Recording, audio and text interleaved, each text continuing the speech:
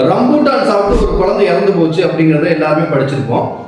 ரீசெண்டாக ஒரு குழந்தை ரம்பூட்டான் விதை சாப்பிட்டு அது உணவு குழாயிலேருந்து மூச்சு குழாயில் அடிச்சு மூச்சு விட முடியாமல் இறந்து போயிருக்கு. இது இப்போ மட்டும் நடக்கிற விஷயம் இல்லை, நிறைய நியூஸில் படிக்கிறோம். கேரட் சாப்பிடும்போது தொண்டையில் சிக்கிக்கிச்சு, உணவு ஊட்டும் போது குழந்தைங்களுக்கு தொண்டையில் சிக்கிக்கிச்சு நிறைய பேர் சொல்கிறாங்க.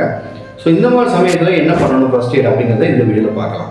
ஸோ இதை தான் ஆப்ஜெக்ட், இதுதான் குழந்தை அப்படின்னு வச்சுக்கோங்க. இது குழந்தையோட முன்பகுதின்னு வச்சுக்கோங்க, இது குழந்தையோட பின்பகுதி. அப்படின்னா குழந்தையோட பின்பகுதி உங்களுக்கு மேலே வரணும், அதாவது முதுகு வந்து மேல் சைடில் இருக்கணும்.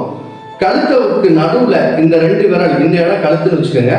இந்த 2 விரல் வந்து உங்களுக்கு குழந்தைய பிடிச்சிருக்கணும். இது வந்து ஒரு 6 மாசத்துலேருந்து 2.5 வயசு இருக்க குழந்தைங்களை நம்மளால இப்படி பிடிக்க முடியும். ஸோ இப்படி பிடிச்சி கொஞ்சம் ஸ்லைடாக ஒரு 30 டிகிரிக்கு ஸ்லைட் பண்ணிட்டு குழந்தை ஒரு 4 தட்டு இப்படி முதுகில் தட்டணும், அதாவது மேலேருந்து கீழே இப்படி தட்டணும். சரியா?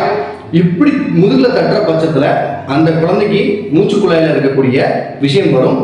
ஸோ இது வந்து 4 வயசுக்கு மேலே 4-5 வயசு குழந்தைங்களா இருக்கிற பட்சத்தில் வெயிட் கூட இருக்கிறாங்க அப்படின்னா இதே ப்ரொசீஜரை நீங்கள் தொடைப்பகுதியில் வச்சுக்கிட்டு ஸ்லைடாக அவங்கள வச்சுக்கிட்டு முதுகில் 4 தட்டு மேலேருந்து கீழே தட்டுறீங்க அப்படின்னா அந்த மூச்சுக்குழாயில் அடைபட்டு இருக்கக்கூடிய எந்த ஒரு பொருளாக இருந்தாலும் வெளியே வந்துடும். சரியா?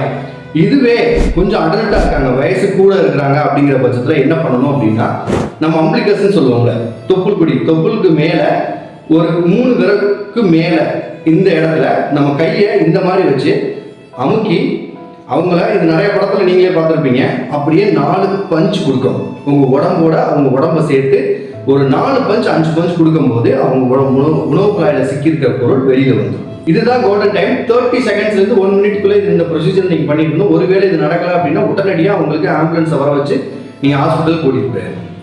ஸோ இந்த மாதிரி யூஸ்ஃபுல் இன்ஃபர்மேஷன் தெரிஞ்சுக்க கீழே இருக்க சப்ஸ்கிரைப் பட்டனை ப்ரெஸ் பண்ணி வச்சுக்கோங்க. தேங்க்யூ.